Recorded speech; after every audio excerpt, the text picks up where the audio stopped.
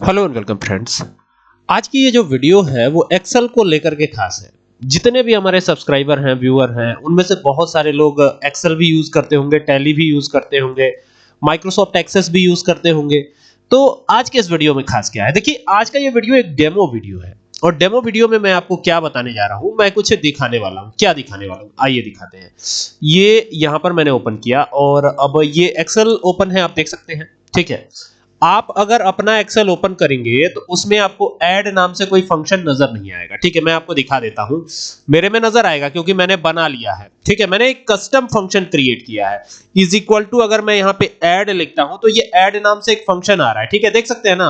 अगर मैं यहां पर रैंडम वैल्यूज जनरेट कर लेता हूं, जैसे सपोज कीजिए यहां पर मैंने लिखा रैंड, RAND, और यहां पे लिखा बिटवीन, और फिर यहां पर जो है ये जो है क्राइटेरिया दे दिया। अब चूंकि हमको नंबर चाहिए बहुत सारे, तो हम नंबर लेके आ जाते हैं। अब एक एक लिखेंगे तो बहुत ज्यादा टाइम लगेगा, तो ये फंक्शन का इस्तेमाल करके हम नंबर लेके आ गए और इसको मैं फिक्स भी कर देता हूं ताकि ये बार बार चेंज ना हो।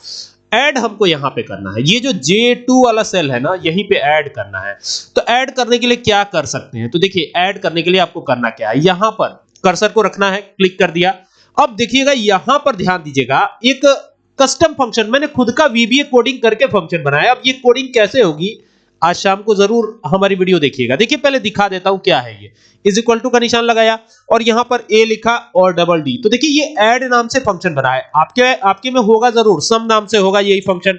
ये सम नाम से ऐसे फंक्शन होगा। ठीक है, और सम नाम से अगर आप इन सबको सेलेक्ट करते हैं एक लाइन से, तो ये सारे को ऐड करके दे देगा। इसी तरीके से मैंने एक फंक्शन बनाया है ऐड नाम से, और ये सबको ऐड करेगा। कैसे ऐड करेगा, देखिए is equal to A+D, add लिखा मैंने, ब्रैकेट को ओपन किया। ब्रैकेट को ओपन कर लेने के बाद आपको क्या करना है, ये जो नंबर है ना, इसको आपको सेलेक्ट नहीं करना। आपको क्या करना है, यहां पे नंबर लिखना है। जैसे आपने लिखा 294, ठीक है, कॉमा दे दिया, फिर यहां लिखा 462, ये लिखा हमने, और दोनों को कॉमा देकर के और फिर एंटर किया। तो देखिए ये दोनों को ऐड करके दे रहा है। लेकिन इस फंक्शन के अंदर ये कैपेबिलिटी नहीं है कि ये सेल एड्रेस को पहचान सके। यहां पे देखिए A+D लिखा हमने और ये ओपन किया, लेकिन ये कस्टम फंक्शन है।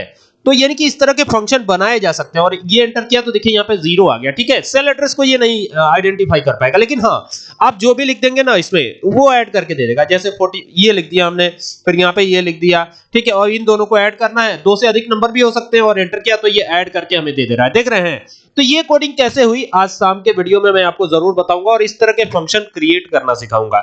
ठीक है, तो तैयार रहिएगा आज के इस क्लास के लिए। ठीक है, तो चलिए शाम को मिलते हैं। Thank you for watching this video.